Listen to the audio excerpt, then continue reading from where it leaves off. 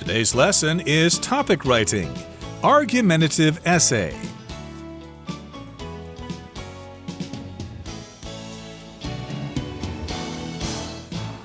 Hi, everybody. My name is Roger. And I'm Hanny. And we're coming to the end of the month of April, so we still have some time to talk about our topic writing topic for this month.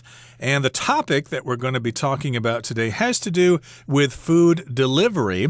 And if you like that sort of thing, if you'd like to see that allowed in schools, well, then you're going to write an essay to try to persuade people to believe your opinion. So that's why our lesson is an argumentative essay. You're arguing a point and you want other people to accept it. 好，我们这个月的这个主题式写作呢，是要教大家如何写 argumentative essay。argument 我们知道是那种争论啊、论点、辩论的意思。那么 argumentative 就是形容是辩论的、争辩的。好，那我们在写这种文体的时候，它的目的呢，就是要阐述某一个议题，然后去说服别人认同你的观点。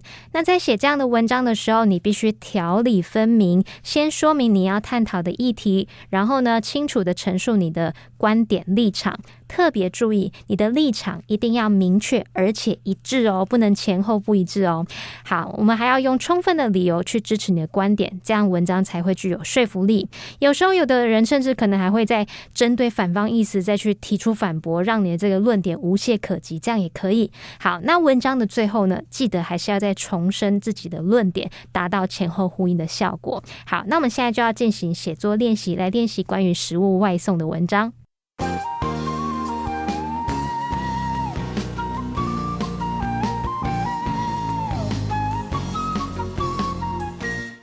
Okay, so in the essay here, of course, we introduced the topic to our readers. It says here, in the past, Taiwanese students had limited lunch options.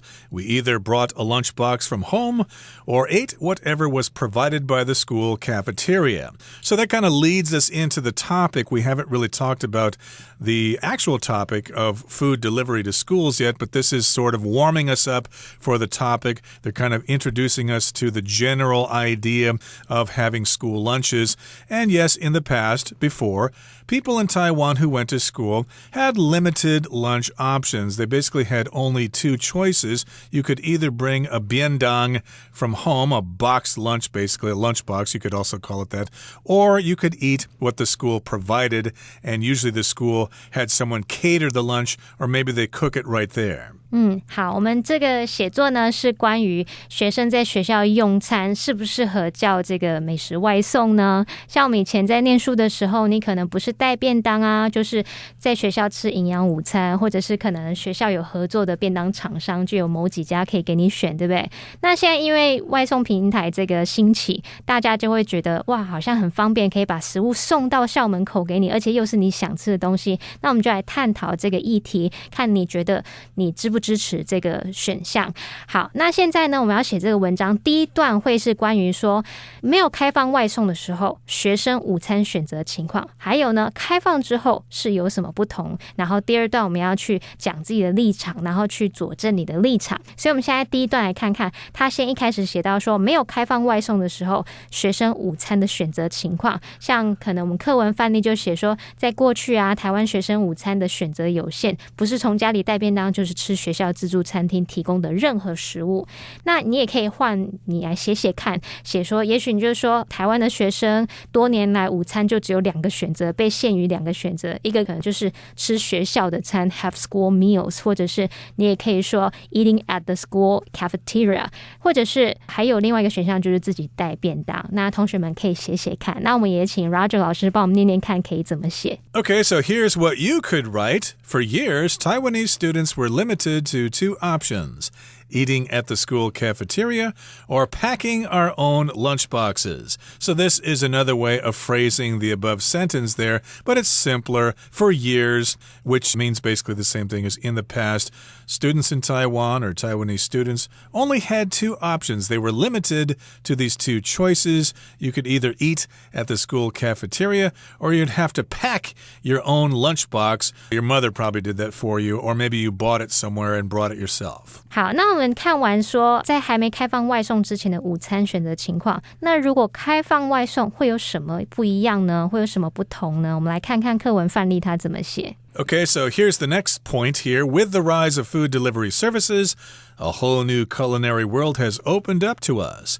Good riddance to bland boiled cabbage and mystery meat served over white rice. Ooh, that does not sound very appetizing. So again, we're leading up to the actual topic here of food delivery services or food delivery options. So we're leading into it with the rise of food delivery services. Hey, we've got a whole new culinary world that has opened up to us. Now we've got lots of choices and good riddance, goodbye to bland boiled cabbage and mystery meat served over white rice. Now, Hanny, I did not go to school here in Taiwan, but is that true? Were students here in Taiwan served this kind of lunch? Bland boiled cabbage and meat that you didn't know where it came from, what animal it was from? I don't know about that. Back then, I thought the meals were pretty good. Yeah, I sort of enjoyed the lunch that I was served when going to school in the USA. It was okay. You know, it wasn't gourmet food or anything, but lunch, you just want to eat it and, you know, eat that stuff and get on with your day. You know, 我们在以前曾经有餐是馒头配芋头米粉汤。Ooh, sounds tasty. 对啊，我也觉得以前有些菜真的很蛮好吃，让人很想念。好，我们来看一下这边说，随着外送食物服务兴起，一个全新的烹饪世界向我们开启，总算可以摆脱那些淡而无味的水煮高丽菜和白饭上面的神秘的肉。所以你听这个语气，你就会觉得哇，这个写作的作者呢，他应该是很倾向要支持外送平台送食物到学校，因为他很讨厌学校的餐的感觉。好，那我们现在你也可以自己试着写写看，看你是什么样的想法，就是说开放外送会有什么不同。像你可以写说，现在多亏了外送食物服务，我们有各式各样的美味餐点选择，更好的是食物可以直接送到门口，这是一个很大便利性，对不对？也是一个蛮重要的点可以提出来。那我们就请 Roger 老师帮我们说说看，这句话你可以怎么写呢？ Well, here's what you might say. Now, thanks to food delivery services, we have a variety of delicious options available to us. Better still, we can have this food delivered right to our school gates. So yes, thanks to food delivery services. Because of these food delivery services, where we've got Food Panda and Uber Eats and maybe some other ones, because of them, we have lots of delicious options available to us. We can choose all sorts of different kinds of food. And better still, even better, is that we can have this food delivered right to our school gates. We don't have to go out and get it ourselves. They'll send it over piping hot in just a matter of seconds. 好，那我们刚刚讲说我们的第一段的架构主要就是说开放前跟开放后的差异。那我们现在进入第二段的话，就是要先表明你的立场，你是支持还是不支持，然后接着再一个一个提出你的理由去佐证你的立场。那我们现在先来看看课文范例它怎么说呢？ Okay, here it says, allowing food delivery options in schools is a good idea for many reasons. First, it empowers students to make dietary decisions for themselves. So, of course, we've come up to the topic here. We want to allow food delivery options in schools. Perhaps some schools allow this, some schools don't allow this, but we need to allow it. We need to let the food delivery companies come into our schools and deliver food for the students here. So, yes, indeed, the person writing this essay supports food delivery going into schools. So yeah, allowing food delivery options or choices in schools is a good idea. And then they say we have lots of reasons for this. And then we start with the first reason. The first reason that it is a good idea is that it empowers students to make dietary decisions for themselves. They won't just eat what is given to them.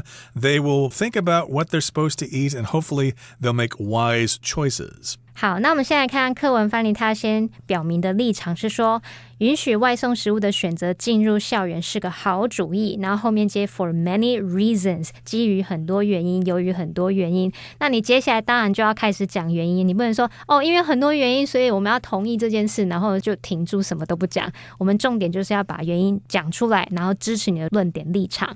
好，所以像他讲的第一个理由就是说，他能让学生呢为自己做出饮食决定，你可以决定你自己想要吃什么，那这样子也会吃得比较开心吧。好，那我们来看看你也可以怎么写呢？你要写列这个原因的时候，你除了用 first, second 或者是 third 往下列出来，你也可以用 for one thing, for another thing 或者是 for another 去表达一来怎么样，再者怎么样。像我们这边要写写看，你也可以说一来呢，允许外送食物的选择进入校园将会减少食物浪费，因为是你喜欢吃的啊，这是学生点的东西是他真正想吃的，这样就不会浪费了。那我们可以请 Roger 老师帮我们讲讲看这个句子可以怎么说。 Yep, first or for one thing, allowing food delivery options in schools will result in less food waste as students will actually want to eat the food that they have ordered. 好，我们刚刚列举第一个原因就是可以减少食物浪费，那接着来看看课文它列举的第二个理由是什么。Yep, so it says here, second, it enables students with allergies or dietary restrictions to quickly and easily order suitable and tasty meals. So we're bringing up various reasons here. Remember, we said for one thing, that's the first reason that it will reduce food waste. And second, the second reason that we should allow food delivery in schools is that it enables students who have allergies or if they have certain dietary restrictions to quickly and easily order suitable food, suitable meals that are also tasty. So yeah, you might have an allergy, for example, that may be very difficult for you if you get food that you're allergic to. So of course you can order food from a special restaurant and that food will not give you an allergic reaction. And you also might have some dietary restrictions. Maybe, for example, you don't want to eat food that has too much protein in it or too many carbohydrates or something like that. So you have these dietary restrictions because of a medical condition. So indeed, you'll be able to pick and choose the kind of food that you want to eat. 好，我们来看看刚刚你如果列出 first 怎么样，接着我们来看 second 第二，你可以列什么样的原因。像我们课文范例，它就是说它让有过敏症或是饮食限制的学生能够快速轻松的订购合适而且美味，这是重点，而且要美味的餐点。像可能有的人他想要进行低糖的饮食，有的人他想要吃素或是怎么样，他们有不同的这样饮食限制，那自己订也会订到比较好吃的东西嘛。那像你也可以写别的方式，你刚如果用 for one thing 来表达第一个理由的话，那接着你可以用 for another 开头去表达再者怎么样怎么样。像是你也可以说家长他也可以确信说自己孩子吃的是营养的而且是餐厅品质的食物。那我们请 Roger 老师帮我们说说看这个句子可以怎么写。 Okay, so you could say, for another, parents can be confident that their children are eating nutritious, restaurant-quality food. So yes, parents can rest assured that their children are getting good food that is nutritious and it's food that is of restaurant quality and it's not made from some assembly line and it may have been sitting out for a long time and maybe a little bacteria has started to grow on it or something like that. So if it comes fresh from the restaurant, it should be high quality. 好，那接着我们来再举第三个理由，如果是你的最后一个，你就可以用 finally 或者是 lastly 来做开头。那我们看看课文范例是怎么写的。他说 Finally, it ensures that students have access to high quality foods. 最后他确保学生能获得高品质的食物。那这是课文范例它最后一个理由。那像换你写写看，你也可以写说最后增加外送食物订购有益于当地餐厅，因而能刺激经济。哇，你就把你的这个范围把它拉广咯，让大家看到说除了对学生有益，让家长安心，然后它也可以刺激经济，对不对？那我们来试着让 Raj 老师告诉我们说这句话可以怎么说。 Okay, here's how you could say it. Lastly, or finally, an increase in food delivery orders would benefit local restaurants and thus stimulate the economy. So that's another reason why we should allow food delivery into schools, at least according to this essay. It would stimulate the economy. Local restaurants would have more business. And of course, the food delivery riders, those people who ride the scooters and send food to various schools and businesses and homes and things like that, they'll get extra work and they'll make more money.好，那我们接着要进入到我们写作的结论的部分，要记得你要再次强调你的立场，要前后呼应哦。你的立场是支持，那你最后面也是要支持的。所以我们来看看课文它怎么写。 Right, here's your conclusion. I strongly believe that schools should allow students to order food delivery options for lunch. 好，这边他说我坚信学校应该让学生午餐能够订购外送食物。你这边你就可以用 I strongly believe, I firmly believe 怎么样怎么样，我坚信点点点点点。好，那你其实也可以用其他的表达方式，像你可以说 There's no question 再加 that 子句，或是 There's no doubt that 点点点，或者是 without a doubt 然后加你的论点，或是 undoubtedly 加你的论点，都可以表达说毫无疑问的确实是怎么样怎么样，来加强你的这个立场。所以像我们这边有一个换你写写看，你也可以写说毫无疑问的这个外送食物的选择应该要被允许进入校园。那我们来看看可以怎么说。 Here's how you could say it. There's no question that food delivery options should be allowed in schools. And that is the conclusion that this writer makes.And you could use a similar format if you're writing an essay that is trying to persuade someone to believe your point.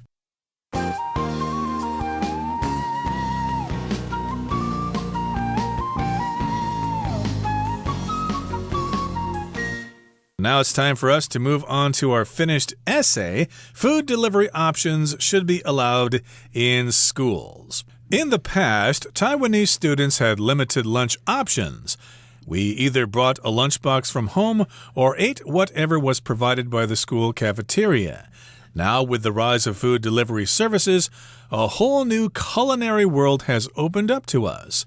Good riddance to bland boiled cabbage and mystery meat served over white rice. These miserable lunches should have been replaced long ago with tasty, diverse options that cater to students' individual dietary preferences.Now that such options are available, there is no good reason why they should be withheld from us. Now, let's back up and look at the sentence in the middle there that has the word culinary in it.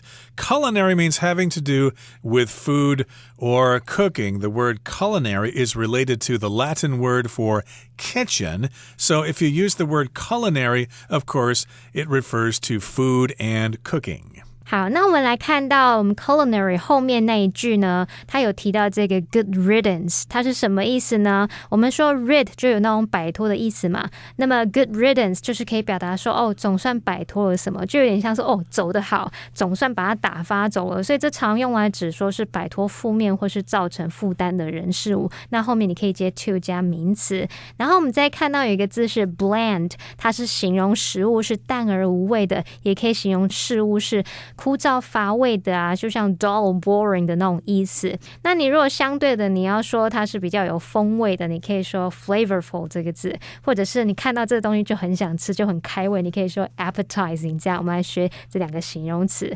好，那我们接着来看看下面的单字。 Okay, the next word is miserable, and that just means kind of terrible. It makes you feel bad. You could describe the weather sometimes as being miserable. If it's cold and cloudy and rainy, that's pretty miserable weather. And here we're talking about miserable lunches. Again, those lunches that are served with bland boiled cabbage and strange meat that is served over white rice, and that white rice might actually be kind of cold. So those are miserable lunches. And of course, then we're talking about having new meals come in that cater to students' individual dietary preferences. Dietary means having to do with your diet. If you don't know what to eat, you might consult a dietary expert, somebody who knows about eating and food and balancing your meals and stuff like that. And of course, a preference is something that you prefer. The verb is to prefer and the noun is preference. So you might have a preference for something. For me, I have a preference for Mexican food. Now let's move on to the next paragraph here. It says, allowing food delivery options in schools is a good idea for many reasons. First, it empowers students to make dietary decisions for themselves. Without a variety of options, we will never learn to make smart food choices. Second, it enables students with allergies or dietary restrictions to quickly and easily order suitable and tasty meals. Finally, it ensures that students have access to high-quality foods. Often, catered options are poor at best, and this is surely the case in many Taiwanese schools. I strongly believe that schools should allow students to order food delivery options for lunch. If adults are free to choose their lunchtime meals, why shouldn't students be? That seems to make sense. Yes, students should have some choices. 好，那我们这边先看到这个段落呢，第二句他说 First, it empowers students to 怎么样怎么样。我们来看一下 empower 这个字，它就是表达使什么有能力，或者是授权、赋权、给予什么权利。那补充一下 em 这个字首呢是来自 en， 它就表达提供，然后 power 是权利，所以你就可以想象提供权利、给予权利的那种意思咯。Okay, and also in this paragraph we've got the word allergy. Of course, that means you have a certain reaction to a certain food or substance. So you should say, I'm allergic to something, or I have an allergy to something. I'm allergic to pollen, for example, or I have a pollen allergy. 好，那我们接着看到刚刚说我们学到的 dietary 它是饮食嘛，那什么是 dietary restrictions? Dietary restrictions. A restriction means that you're not allowed to have something. You have to limit that thing. You could say it's a limitation or a limit. So in this particular case, there might be things that you just can't eat. If you're allergic to peanuts, for example, then you're not supposed to eat peanuts. It could kill you. So that's a dietary restriction. Or you're on a salt-free diet. Your doctor says you can't have any salt in your diet. So that would be an example of a dietary restriction. 所以 dietary restrictions 就是饮食限制的那种意思哦。好，那我们再看到后面它有用到这个 catered options。好，我们在前面看到的这个 cater to或者是 cater for 是表达说满足迎合什么的需求，可是这边的 cater 呢，它只是表达说提供饮食，或者是有那种承办宴席的意思，只是它用过去分词 catered 来当形容词形容外汇的，所以 catered options 就是外汇选择。Okay, so that brings us to the end of our discussion for today. And of course, you can discuss this amongst yourselves and write an essay. Whether you support this position or whether you are against it, you can write an essay either way. So that brings us to the end of our program for the month of April. Thank you for joining us, and please join us next month for another interesting topic to write about. From all of us here at All Plus Interactive English, my name is Roger. And I'm Hanny. Goodbye. Bye-bye.